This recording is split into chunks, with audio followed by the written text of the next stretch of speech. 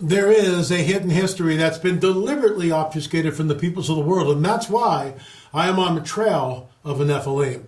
I am your intrepid host. Welcome to another episode of On the Trail of a Nephilim.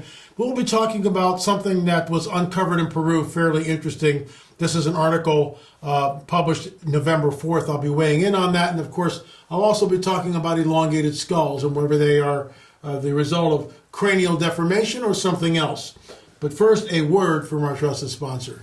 Countless Americans will waste time, energy, and money this year trying to reduce wrinkles, but failing because they miss the real problem, which is a decrease in their natural collagen reserves. Folks, let me explain. Scientists found that after the age of 20, our bodies produce about 12% less collagen with each decade as we grow older.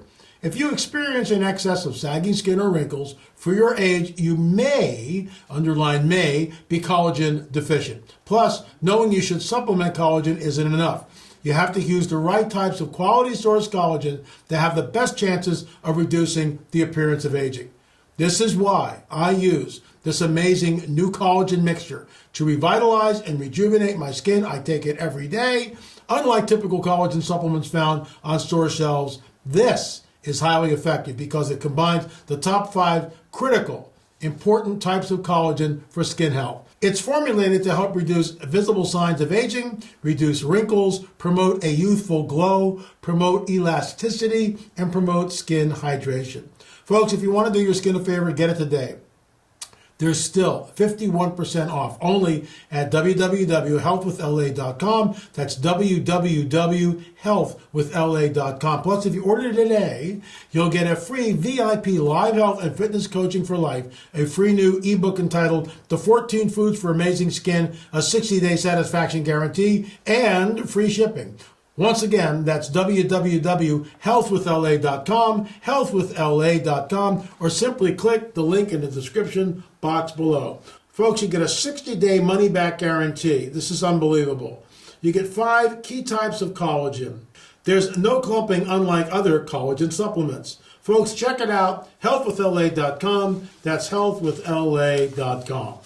Thanks for tuning in, folks. This is a little intense, and it immediately begs the question, why does one group of people do this? Especially in antiquity where, childbirth is not like it is today, where you've got medical doctors all around and sanitized conditions and nurses and transfusions and monitors and all this stuff.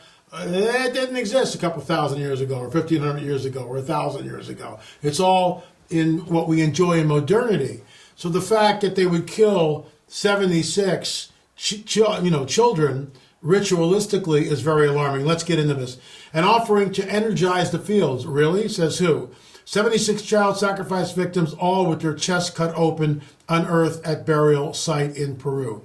An analysis of previous sacrifices at the same time suggests the victims were conquered people who brought to work on the land. This is where it gets interesting to me. So let's continue. Here's a shot of children ritualistically sacrificed. These are the skeletons,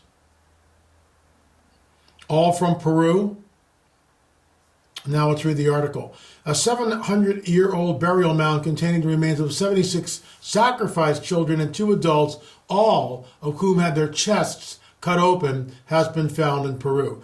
The burial mound is the latest of multiple sacrificial sites found at Pampa La Cruz near the coastal city of Trujillo in northwestern Peru. All of the sites are connected to the Chuma, a large civilization that thrived in the region from the 12th to the 15th century. The Chuma predated the Inca and are known for their artwork and textiles. The children were buried naked with their clothes near them. Their chests have been cut open from the collarbone down to the sternum, and the ribs have been forced open, potentially to gain access to their heart.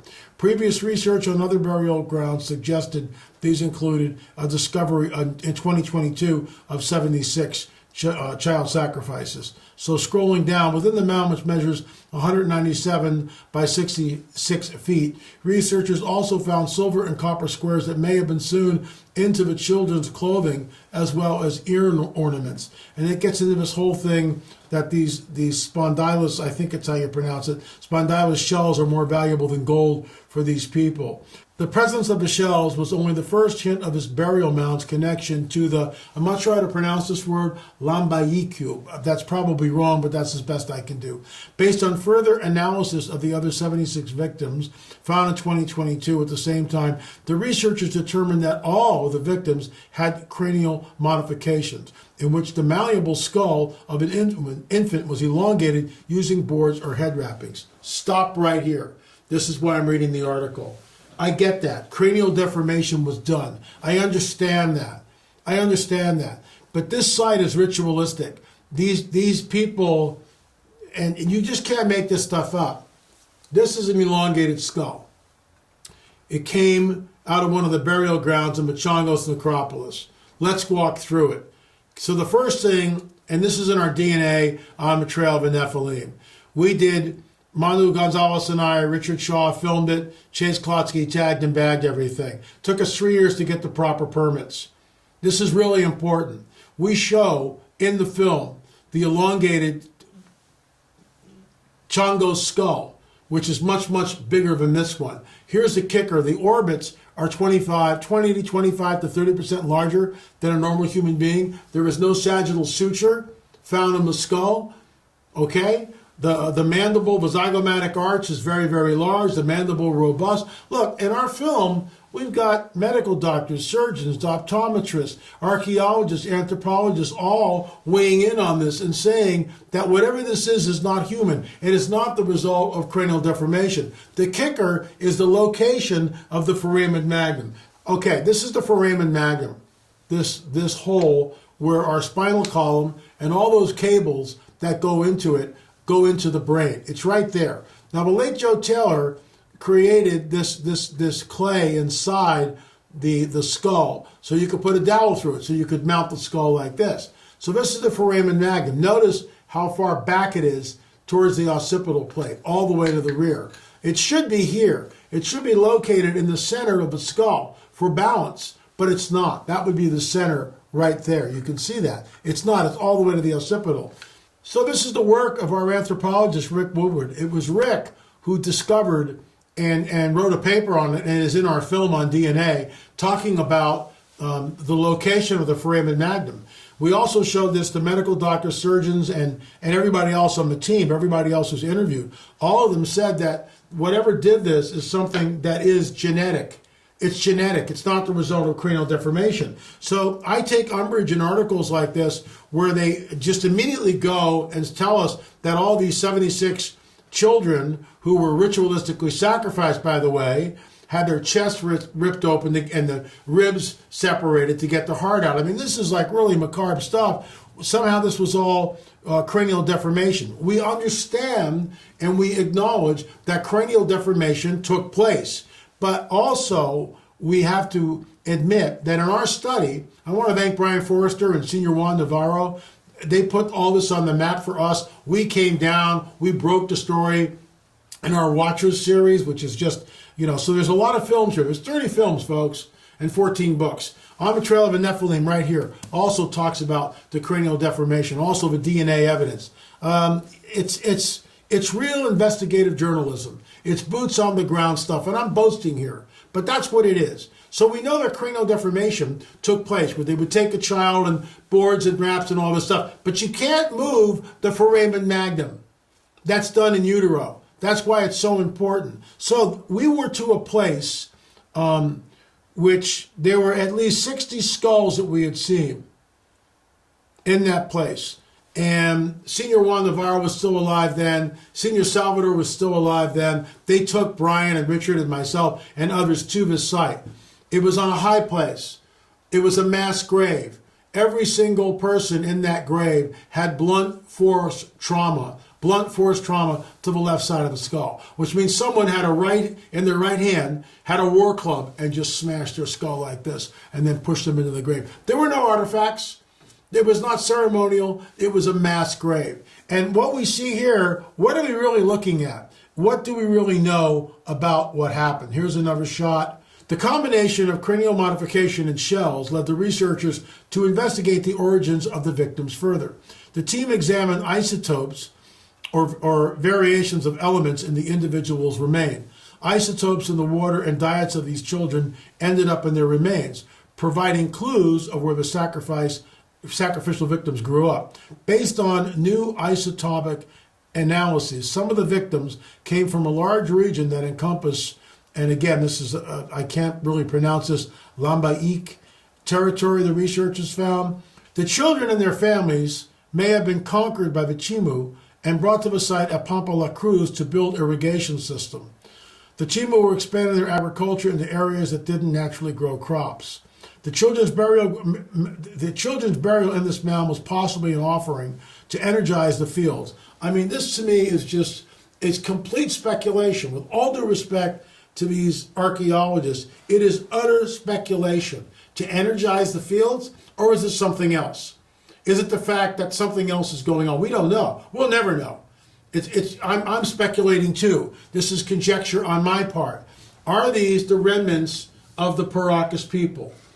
Are the skulls that are found there the remnants of the Paracas people? Why are they elongated? And I would love to know. Someone just turn that skull over and show us where the foramen magnum is. That'll settle the issue very quickly, because you cannot move the foramen magnum by cranial deformation. You can't do it. So that's basically it, folks. In my opinion, this sacrifice is not to energize the field. Something else is going on here. Something very dark, something very nefarious, foreboding. I would weigh in that these children were ritualistically sacrificed, but we really don't know the reason. We really don't know the reason. Again, I point to the killing field that I was there with Brian Forrester and Senior Juan Navarro and Senior Salvador, who took us there. Now, the last time I was there, the new freeway from Lima to Paracas had opened up. That land was in the middle of nowhere. Because of the road coming in, it had been staked out and someone had purchased it, and already those graves had been desecrated. So we'll never really understand what happened in that high place so long ago. But all those people were killed ritualistically. And this, with all due respect to the Peruvian government, this is what drives me nuts. They make this big deal of, getting permits and doing all this stuff. Meanwhile, the Huacaros and just their own people come in and desecrate the graves. I was there several years ago, I think in 2019, 18, whenever it was. But that site already had been completely desecrated. What are we looking at here? And we'll never know. Thanks so much for watching. Very grisly story, but it's part of the world's history, isn't it? These things did happen. And I do not believe it was sacrifice to energize the fields. I don't believe that for a second. I think we're looking at something much darker, much more nefarious, and extremely troubling. Thanks so much for watching On the Trail of the Nephilim. Folks, right now we've got, where's my book? Oh, there it is. Rungs of Disclosure, and of course, our 10-box DVD set. I want to thank my business partner, Gil Zimmerman, who and I feverishly worked on all these. We got them out, but they're now all in a box set. You want to check that out. Rungs of Disclosure. Go to the store, lamarzulli.com. We will be having Christmas specials, Christmas deals up there. You're going to want to check that out. In the meantime, folks, if you're interested in doing a deep dive, it's the DNA, On the Trail of the Nephilim DNA. You can go to our streaming site, streaming.lamarzulli.net. Watch any video there for $5. Streaming.lamarzulli.net, streaming.lamarzulli.net. We have 30 films, lots and lots of things to see. 14 books, 30 films. Thanks so much for watching. Remember, there is a hidden history that's been deliberately obfuscated from the peoples of the world, and that's why I am on the trail of the Nephilim. Thanks so much for watching.